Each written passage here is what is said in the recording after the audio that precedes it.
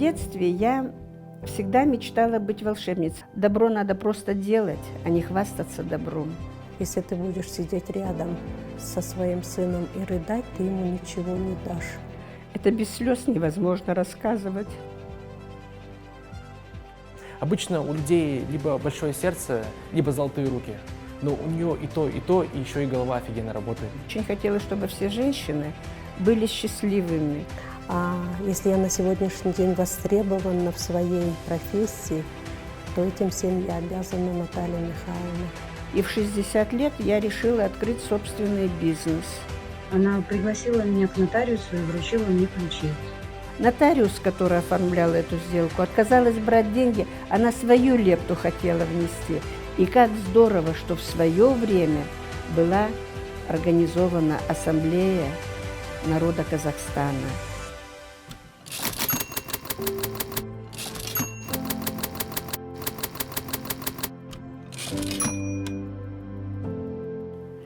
Меня зовут Рудой Наталья Михайловна. Родилась я в Узбекистане, в городе Самарканд. Выехала, родители меня вывезли очень давно, мне было 5 лет. И вот 70 лет я проживаю в Казахстане. Я себя считаю казашкой, потому что вся моя сознательная жизнь прошла здесь, в Казахстане. Здесь родился мой муж в Казахстане, здесь родились мои дети, 2 детей. Здесь у меня родились 6 внуков и 3 правнука. Казахстан – это мой родной дом.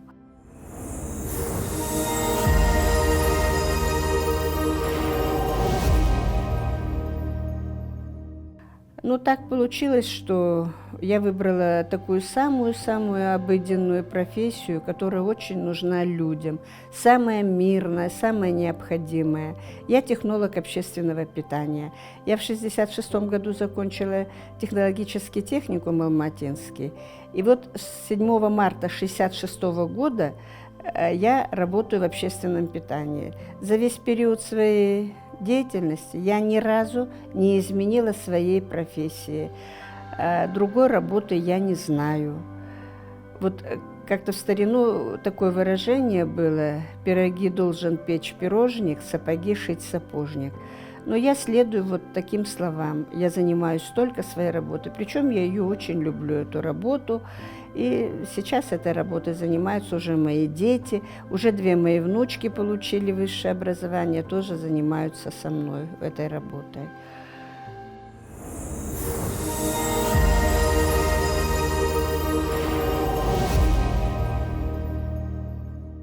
И так получилось, что мой муж, ветеран гражданской авиации Казахстана, его пригласили на работу в комитет гражданской авиации, тогда еще в Алмату. Мы переехали в Алмату, потом передислокация столицы. Таким образом мы попали в город Астана, о чем мы, конечно, совершенно не жалеем. Мы очень хорошо здесь устроены. Устроены, потому что мы очень любим работу, любим жизнь. Муж отработал здесь до пенсии на различных работах. Последняя его работа была это начальник управления по безопасности полета в Республике Казахстан. А я, когда сюда переехала в Астану, я пошла работать в школу «Мирас». Объяснять никому не надо. Это была тогда единственная школа не только в Казахстане, но и на бывшем постсоветском пространстве. К нам очень много делегаций приезжало, смотрели нашу школу. Я отработала там 11 лет. Вышла на пенсию, там же в школе. После пенсии отработала 2 года. И в 60 лет я решила открыть собственный бизнес. Меня многие не понимали. В 60 лет, говорят, это бабушки должны подвязать платочек и сидеть на лавочке на солнышке семечки щелкать. А я почему-то решила заняться своим бизнесом. И опять мне очень в жизни повезло. Рядом со мной оказались надежные друзья, мои дети, мои зятья. Они все меня поддержали. И вот таким образом наш бизнес развивается, слава Богу. Мы работаем, у нас уже ряд предприятий есть. Когда у меня появились деньги, так сказать, Ну, наверное, тут будет правильно сказать, в детстве я всегда мечтала быть волшебницей. Я очень много читала сказок, и я очень хотела быть волшебницей. Но не просто волшебницей, а помогать именно женщинам. Я очень хотела, чтобы все женщины были счастливыми, чтобы женщины никогда не плакали, чтобы их дети видели радость от улыбки своих матерей. О Наталье Михайловне можно говорить много и долго, и, соответственно, все только хорошее, могу сказать. Это человек, который с очень хорошей, развитой эмпатией. Она на расстоянии чувствует, кому плохо, у кого боль, у кого какие-то неполадки по жизни. Ее советы всегда нужны и мудры. И в тот момент, когда в моей жизни случилось такое абсолютно внезапное горе, когда с 5-месячным ребенком на руках я осталась без папы ребеночка моего, она в числе первых оказалась рядом. И так хорошо помню ее слова: если ты будешь сидеть рядом со своим сыном и рыдать, ты ему ничего не дашь. Вытри слезы и иди работать. И она дала мне эту возможность, она мне все приготовила, работу, где я могла бы работать, создала все условия. Иди и работай. Кроме той материальной помощи, которую она на тот момент мне оказывала. А я всего лишь была на тот момент сотрудником. Я работала под ее началом, под ее руководством. И, наверное, вот это сподвигло во мне то, что я не могла пройти мимо боли людей, когда вот кто-то нуждался, а у меня появились уже деньги. Я не скажу, что у меня деньги, прям я миллионером была, нет, но они у меня появились, я работала, и я старалась помогать всем. Первое, мы начали помогать своим сотрудникам. Вот приезжали, когда с окрестных местностей к нам, тогда вот, когда столица только организовалась, многие приезжали же здесь в поисках работы, платили за жилье, дети были не устроены. И я вот таким людям, мы оплачивали от своего предприятия квартиру, садик оплачивали, помогали собирать детей в школу. И вот на сегодняшний день во многих странах мира работают, трудятся, занимаются своим делом очень благодарные ученики Натальи Михайловны. И одна из таких учеников – это я. И на сегодняшний день, спустя уже много-много лет, все, что я умею, если я на сегодняшний день востребована в своей профессии, то этим всем я обязана Наталье Михайловне. Она мне помогла, показала вот именно формат хорошего руководителя, как нужно работать вообще и с людьми, и вообще как нужно работать в коллективе. И помогла полюбить именно нашу профессию, в котором на сегодняшний день я могу уверенно сказать, что я действительно состоялась. И вот таким образом, как-то так получалось, что где-то из прессы узнавали, что есть нуждающиеся. Вот был такой случай, когда однажды вот была такая журналистка Хильча Исмаилова, была очень большая статья про мальчика, который был очень болен, у него ДЦП от рождения было. Мы нашли этого мальчика, я связалась с Исмаиловой, в газету написала, обратилась к ней. Она мне дала адрес этой семьи. Я вообще не знала эту семью, они в Алма-Ате жили. И мы помогли оплатить операцию, мальчика прооперировали, но нужно отдать должное, мама была очень благодарна. Когда они обратно ехали с операцией, операцию делали в России, они проехали специально через Астану, чтобы встретиться со мной. И я с этим мальчиком беседовала. А мальчик писал рассказы. Вот ему это нравилось, но учитывая, что у него были ослаблены мышцы, ему было очень трудно писать. Нужно был компьютер, чтобы компьютером управлять. А мама воспитывала мальчика одна, возможностей не были у них. И вот когда проезжали они через Астану, мы встретились с ним, я ему подарила компьютер, и я с ним беседовала. Я говорю, кем бы ты хотел стать? У него такие были интересные рассказы, он мне подарил несколько рассказов, они такие были, вот вы знаете, из жизни. Мальчик маленький, ему было лет 12, Но он такие рассказы писал, как будто бы он прожил жизнь со всеми ее невзгодами. И когда я ему задала вопрос, я говорю, ты, наверное, писателем будешь, когда вырастешь? Он говорит, нет, я буду детским врачом, я хочу помогать больным детям.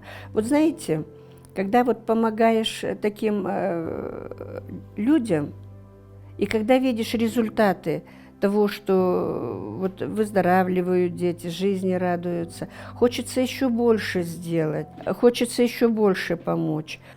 Ну, о Наталье Михайловне говорить можно очень много. И думаю, о ней стоит говорить больше моей матери, поскольку она знает ее больше. Мне 18 лет, и я могу сказать, что 18 лет назад, когда моя мать забирала меня из роддома, она это делала не одна, как обычно. Там было много людей, и среди этих людей была Наталья Михайловна. Я ее знал, ну, считайте, с того момента, как я знал себя, потому что во всех крупных мероприятиях она всегда была. Она помогала и мне, и нашей семье. Особенно после того, как мой отец умер, когда мне было всего 5 месяцев, она очень сильно помогла моей матери и духовно, и другими способами. Я могу сказать то, что знаю я не так много, как ее друзья, но из того, что я знаю, я могу заметить то, что у нее есть такая удивительная комбинация. Обычно у людей либо большое сердце, либо золотые руки, но у нее и то, и еще и голова офигенно работает. Вот. Такое очень редко встречается. И могу сказать одно: спасибо за все, что она нам сделала. Это тот человек, на которого можно равняться, на которого можно ставить себе как пример. Человек — это, знаете, как один из тех, про которых можно читать в книгах, о которых можно слышать от кого-то другого, которых обычно в жизни не встречаете. Но я могу сказать, что я встретил такого человека, то, что это не сказка, это не миф, это реальность. И этот человек, считайте, выиграл жизнь. Спасибо ей за все, и спасибо вам за эту возможность. Вот помогаем, мы нашли, как-то ко мне обратились с общества «Дар», чтобы, значит, попросили деньги для детского дома. Я им сказала, я говорю, дайте мне адрес на одну семью, и я буду помогать этой семье. И мне дали вот семью Фединых, Федин Илюша и мама Инна. Мальчика в роддоме заразили при рождении стафилококком. Вот мы уже 11 лет его лечим. Мальчик уже пошел в школу, мальчик, правда, с ходунками, но ходит. Я уже говорила, что он 2 года назад он меня поздравил с 8 марта на государственном языке. Это без слез невозможно рассказывать. Ну вот, знаете, вот я не веду такую летопись, кому я помогала, сколько я помогала. Ну, я считаю, что это нет в этом необходимости. Важно, что моя помощь доходит туда, куда она должна дойти, что людям она помогает. И я всегда хочу помочь людям, когда я вижу, что кому-то плохо. Я считаю, что это... Вообще, вы знаете, вообще вот общаясь с людьми, вот в мое окружение, добрых людей очень много. Вот люди, которые хотят делать добро, их очень много. Просто, не каждый себя выпячивает, что ли.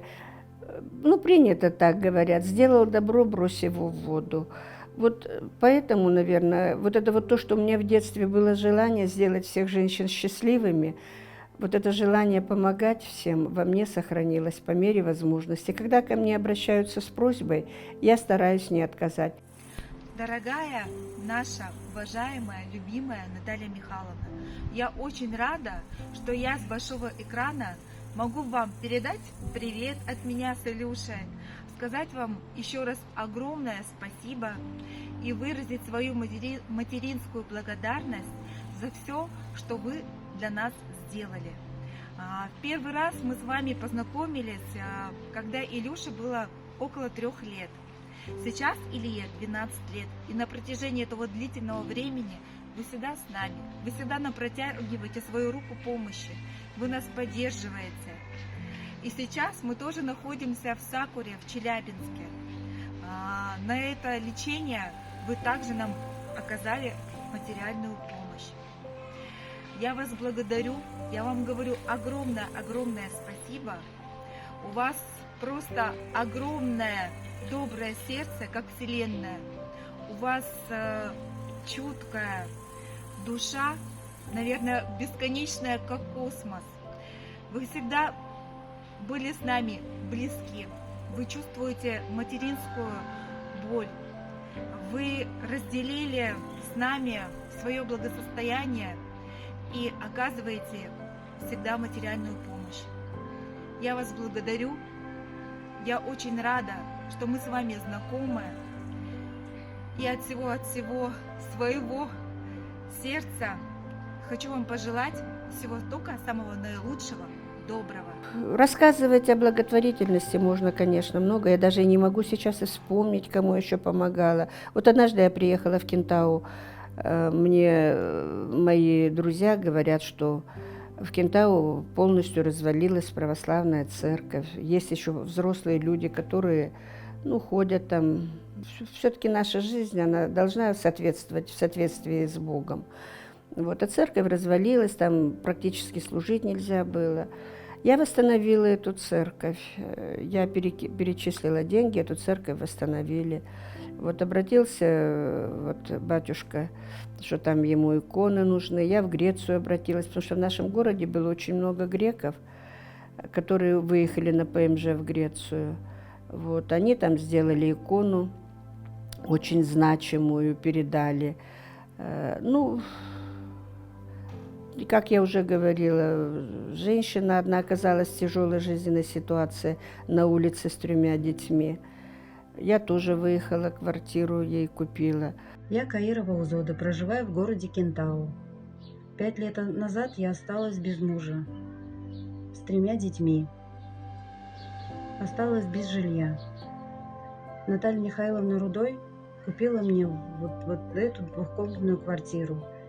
Мы лично с ней были не знакомы. Она пригласила меня к нотариусу и вручила мне ключи. Я была, конечно, не передать словами, в каком состоянии я была на тот момент. Прошло 5 лет, мы живем в этой квартире, мы счастливы, благодаря Наталье Михайловне. Дай Аллах ей здоровья, всего самого наилучшего, чтобы и в семье, и в ее благотворительности было все хорошо. Но тут, знаете, следует отметить о доброте человеческой. Мы, когда сговорились по телефону, я находилась здесь, мне друзья нашли там квартиру, которую, приемлемую по стоимости.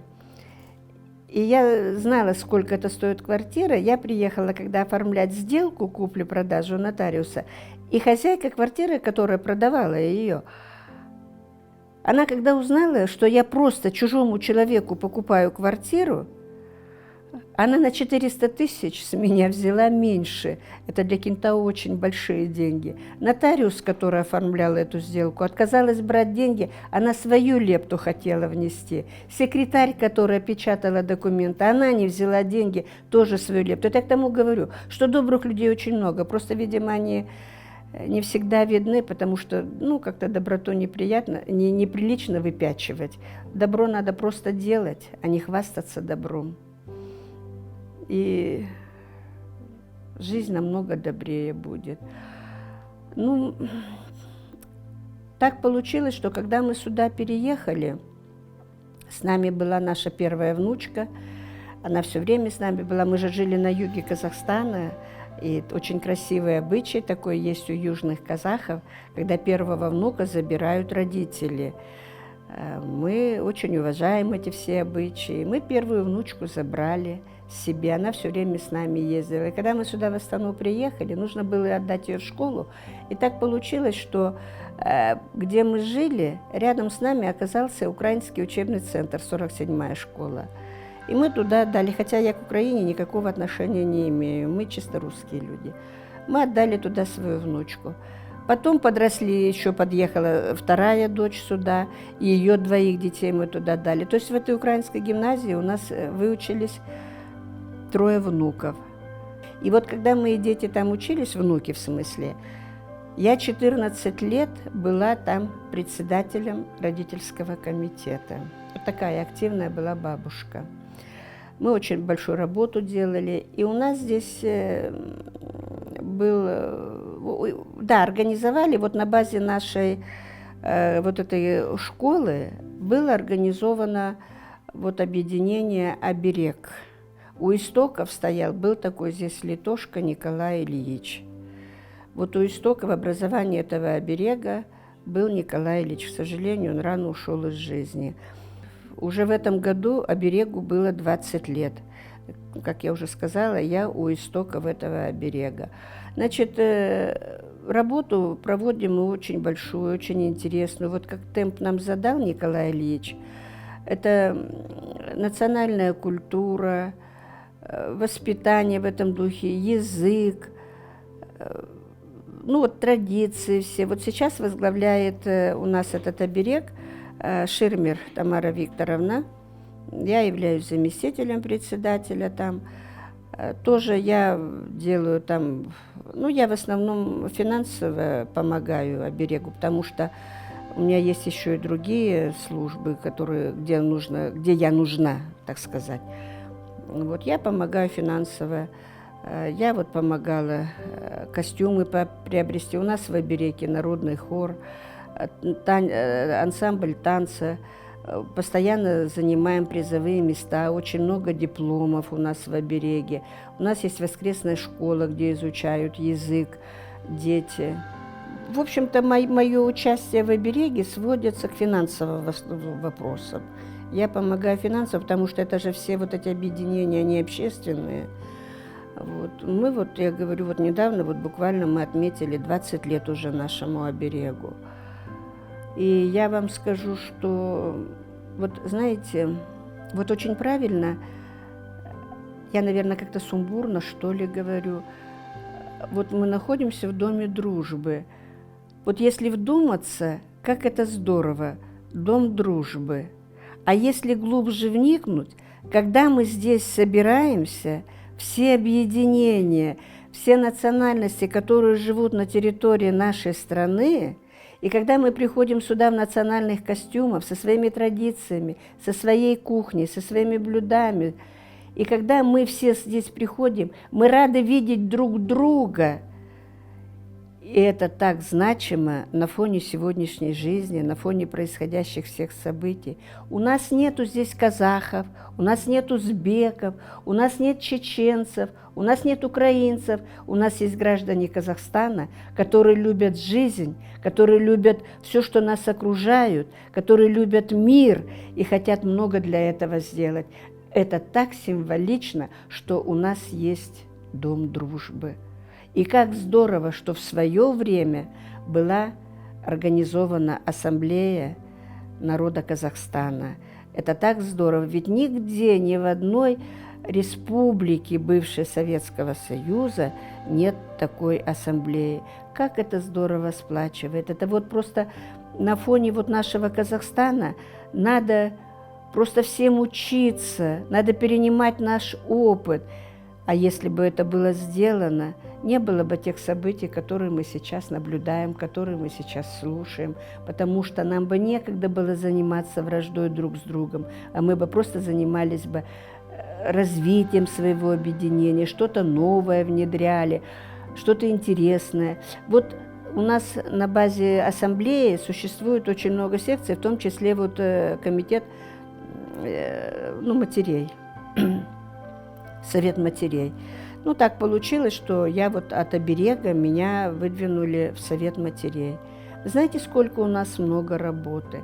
Сколько здесь работы? Ведь само слово «Совет матерей» – это такое емкое слово, это такое значимое. Ведь на нас, на матерях, так много возложено. Ведь то, что мы вложим своему ребенку, то он и получит в жизни, так он и будет продолжать свою жизнь. Вы знаете, планов, конечно, у меня очень много в Совете матерей, и я знаю, что они в большинстве своем неизбыточны, но мне это так хочется. Вот мне бы, например, очень бы хотелось, чтобы у нас в Казахстане не было детского дома, чтобы все дети жили в семьях, чтобы у них были любящие родители. Ну, к сожалению, это все это остаются только мечты. Ну, мы в Совете матерей большую работу проводим. Мы тоже возрождаем народные традиции, мы помогаем, мы посещаем семьи, где мы необходимы, где нужна наша помощь. Ну вот, вы знаете, наверное, вот это перечислить невозможно всю работу. Мы просто так получилось, что мы вот в Совете матерей так подобрались, что мы все любим детей, все любим жизнь. И нам интересно, мы всегда находим чем заняться. Вот у меня сейчас в плане, например, разработать программу детского питания. Знаете, что меня очень сильно поразило, когда я впервые увидела Наталью Михайловну, ее доброта. Каждый из присутствующих членов Совета матерей рассказывал о своей работе, и Наталья Михайловна рассказала о том, как они помогают на постоянной основе, помогают детскому приюту «Светоч». Вы знаете, прошло уже более 3 лет, и Наталья Михайловна продолжает свою благотворительную деятельность на постоянной основе. Дело в том, что, работая в сфере благотворительности, я знаю, что это происходит помощь, часто происходит импульсивно, когда люди хотят помочь, но не всегда это бывает на постоянной такой стратегической, выверенной основе, а именно Наталья Михайловна знает, как помочь определенному ребенку, что нужно. Даже в практике у Натальи Михайловны была помощь в приобретении квартиры. Это действительно, хочу отметить, что большая поддержка для тех, кто нуждается. И Наталья Михайловна является для нас большим примером в плане того, что, будучи уже перешагнув рубеж прекрасного своего замечательного возраста, 75 лет, да, говорят, что у женщины нет возраста, но я хочу именно это отметить. Перешагнув этот рубеж, она остается активной, здоровой, красивой и успевает не только быть замечательной мамой, супругой, сестрой, бабушкой, но успевает показать себя как женщину, которая занимается активно благотворительностью и вносит большой вклад в общественную жизнь. Еще раз хочу отметить, что благодаря таким женщинам, как Наталья Михайловна, мы можем строить наш Казахстан, Шана Казахстан, и влиять на нашу молодежь в плане воспитания, сохранения семьи и поведения каждого ребенка в контексте нашего государства.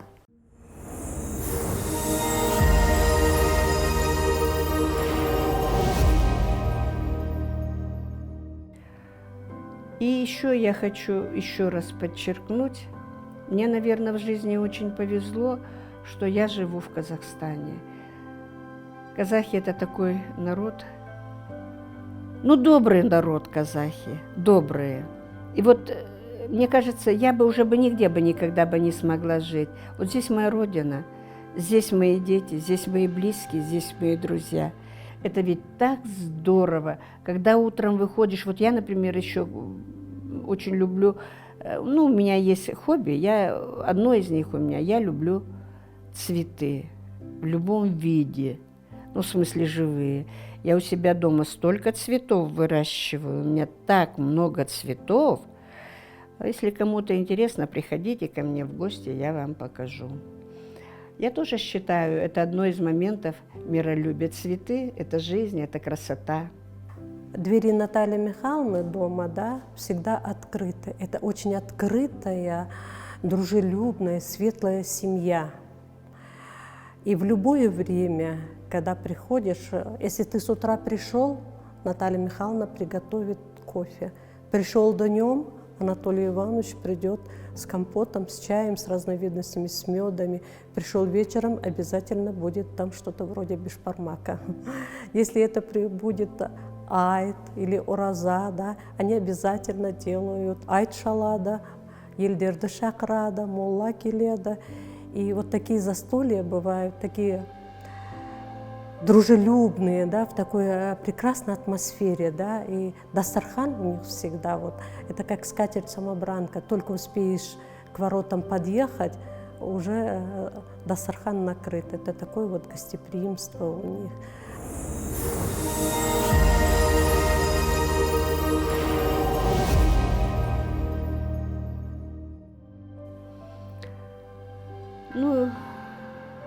И хочу сказать, нам, живущим в Казахстане, повезло, что мы здесь живем. Любите свою родину, любите свое окружение, любите не только своих детей, любите все, что вокруг. И вы знаете, жизнь намного интереснее покажется, намного.